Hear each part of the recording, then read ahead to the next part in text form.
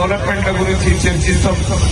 మొదటిసారి నేను ఎమ్మెల్యే అయినాక కూడా జిహెచ్ఎంసీ కౌన్సిల్ పోవాలంటే కూడా జిహెచ్ఎంసీ కౌన్సిల్ లో ఫస్ట్ టైం పోవాలి కాబట్టి అప్పుడు నాకు కొన్ని విషయాలు తెలియకుండా కూడా బదిలైన యాదవ్ అన్న గారికి ఫోన్ చేసి కలిసి అన్నా నుండి తెలియదన్న చేయబట్టుకుని మరి కౌన్సిల్ తీసుకుపోయి ఎమ్మెల్యేగా కౌన్సిల్ గా తీసుకుపోయి ఏ దారి అక్కడ పెద్ద బిల్డింగ్ కాబట్టి దారిలు కన్ఫ్యూజన్ అయితే అందరి ముందు బాగుండదంటే అన్న తోడు వచ్చేడు అంటే అనుభవం కాబట్టి డెవలప్మెంట్ గురించి కార్పొరేషన్ జిహెచ్ఎంసీలో వారు కార్పొరేటర్ గా ఉండే కాబట్టి నిధులు ఎట్లా తీసుకురావాలా పనులు ఎట్లా చేయాలనేది వారితో చర్చించాం. అందులో భాగంగానే మీ అందరికీ మరొకసారి ఇంకొక విషయాలు తెలిపిస్తున్నాను. మొన్న నేను అయ్యప్ప స్వామి దీక్షలు ఉన్నప్పుడు కూడా పొద్దున్నే 6 గంటల లోపల పూజలు అయిపోతున్నాయి, అన్ని పనులు అయిపోతున్నాయి. 6 గంటల తర్వాత కంటోన్మెంట్ ఉన్న అన్ని బస్సులు కాలనీలు తిరగాలని నిర్ణయించుకొని నేను తిరుగుతుంటే బాగా స్పందన వస్తుంది. ఎక్కడ చూసినా అక్కడ సమస్యలు బాధలు ఉన్నాయి. ఈ అన్ని సమస్యలు చూస్తుంటే అందరూ ఏమనుకుంటారు, ఎమ్మెల్యే వచ్చేందు పనులన్నీ అయిపోతాయి, మన సమస్యలు పరిష్కారం అవుతాయి. మీరు ఎన్ని విజయం చూసినా కూడా నేను కంటోన్మెంట్ బోర్డు సీఓ గారి దగ్గర వెళ్ళాను. సార్ ఇట్లా చిన్న చిన్న పనులు ఉన్నాయి, ఈ పనికి కూడా 50,000 లక్షల రూపాయలు ఇస్తే కూడా చిన్న ఒక 10 పైపులు వేస్తే ఆ మోరీ సమస్య పరిష్కారం అవుతుంది, వ్యవస్థ మంచిగా ఉంటుందంటే కూడా చాలా సార్లు ప్రయత్నించినా కూడా ప్రయత్నం ఫలించలేదు. వాళ్ళ నిధులు లేదనేది ఏ విధంగా సహకారం సరిగా లేకపోవడమా, వ్యవస్థ సరిగా లేకపోవడమా.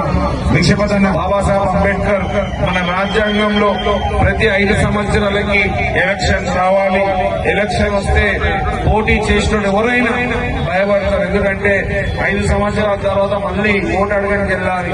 ఎలక్షన్ వెళ్ళినప్పుడు మీరు ఇన్ని సంవత్సరాలు పనిచేయలే కాబట్టి మీకు ఓటు వేయనడం లేకుంటే వాళ్ళ నిలదీయడం జరుగుతుంది. కాబట్టి ప్రతి నాయకుడు భయపడతాడు ఓటు గురించి. రెండోది అధికారులు భయపడతారు. ఆయన తెలిసినట్టు ఇప్పుడు శ్రీ గణేష్ ఎమ్మెల్యే అయినట్టు గొంతు శ్రీ గణేష్ యావత్ కంటోన్మెంట్ ప్రజల గొంతు ఇది. ఎవరిది? యావత్ కంటోన్మెంట్ ప్రజల గొంతు. మీ అందరి తరఫున నన్ను మాట్లాడి కూలిపోయింది. వీరంతా అని ఇంతకుముందే మా మాధవమ్మ చెప్పింది, స్వాజమ్మ చెప్పింది. అదే మాదిరిగా ఇక్కడ కూడా బీజేపీలకు బుద్ధి చెప్పాలమ్మా. మీ బస్తీలో చిన్న బీజేపీ లీడర్ వచ్చినా బుద్ధి చెప్పాలి. మీరెందుకు కంటోన్మెంట్ బోర్డుని విలీనం చేస్తలేరు, ఎందుకు ఎలక్షన్లు పెడతలేరు, ఆ సమస్య ఎందుకు తీరుస్తలేరు అని మీరు అడగాలి. బీజేపీ వాళ్ళు ఉంటే జెండలు వేసుకొని వారిది సరితమ్మ వారిది ఏదో అజెండా ఉంటుంది. ఒక జెండా వేసుకొని వారిది ఏదో అజెండా ఉంటుంది. ఆ అజెండా మన వృత్తాలను చూస్తారు. అజెండా ఏమైనా ఉంటే నాయకులు ఏముండాలి, ప్రజా సమస్య పరిష్కారం కావాలి, ప్రజలకు సమస్యలు లేకుండా చూడాలి, అది ఎజెండా ఉండాలి. వాళ్ళ అజెండా వేరే అజెండా. మీరు దయచేసి వారు మత్తు ఇంజక్షన్ ఇచ్చేసి వారి అజెండాలో అంటే మన బాధ లేదని వారిని అడగాలని మీరు ప్రశ్నిస్తారా? ప్రశ్నిస్తారు కదా, ప్రశ్నించాలన్నా కదా, ప్రశ్నిస్తారా లేదా? ప్రశ్నించకుంటే ఇక్కడ బటన్ నొక్కితే అక్కడ ఫ్యాన్ వస్తుంది, ఇక్కడ బటన్ నొక్కితే అక్కడ లైట్ వస్తుంది. అదే వీళ్ళని నొక్కితే అక్కడ ఈటల రాజేందర్కి మోదీకి నొప్పిలేస్తుంది. ఆ విధంగా మేము తీసుకురావాలి, ఆ విధంగా ఒత్తిడి తీసుకురావాలి. వీళ్ళని గట్టిగా నొక్కాలి. నొక్కితే గానీ అక్కడ దాకా పోదు. ఎందుకంటే ఆయన ఏమనుకుంటుండో నేను ఎక్కడో ఉన్నా ఎప్పుడో వస్తాయని. ఇక్కడ నడవటోని నడిపేయకుంటే జెండాలు వేసుకొని తిరిగి మాయ మాటలు అబద్ధపు మాటలు కాదురా.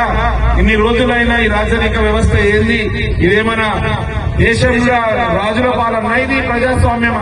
శ్యామలమ్మ స్వామి చాలా టైం అయినట్టుంది, కొంచెం సేపు ఆగండి. జర ఎక్కువసేపు కూర్చున్నాం, జర ఎక్కువసేపు కూర్చుంటే సీక్రెట్ అయితే అందరికీ అన్ని విషయాలు తెలుస్తుంది. అయితే అందులో ముఖ్యమైన విషయం ఏంటంటే ఒక రాజు పరిపాలించిన విధంగా ఉంది. ఆనాడు నిజాం కూడా పరిపాలిస్తే భారతదేశం స్వతంత్రం వచ్చిన తర్వాత రోజు చెబుతున్నా ఈ స్వతంత్ర భారతదేశం